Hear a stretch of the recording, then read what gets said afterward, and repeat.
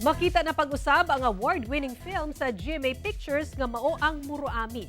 Samtang nagpakitang gilas ang mga cast sa upcoming GMA series nga Task Force Firewall sa ilang fighting stunts. Ani report.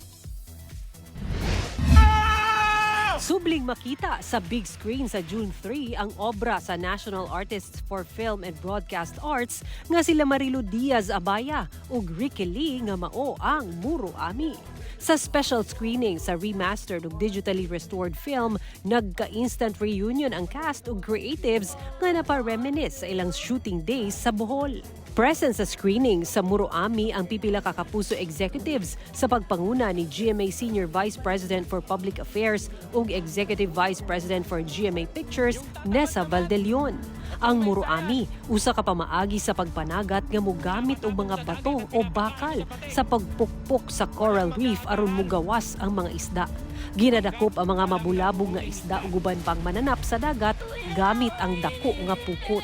Sumala sa cast, maayo nga subling ipagawas ang pelikula aron makita sa bag-ong henerasyon ilabi na nga ginahisgutan ini ang mga isyu sa komunidad. Samtang, ready nang makigbakbakan ang cast members sa upcoming Kapuso action series nga Task Force Firewall.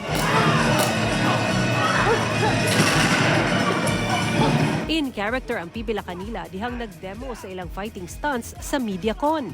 Full support ang cast members sa MediaCon. Bida diha sila Kylie Padilla, Jack Roberto, Buboy Villar, Kailin Alcantara ug Miguel Tan Felix.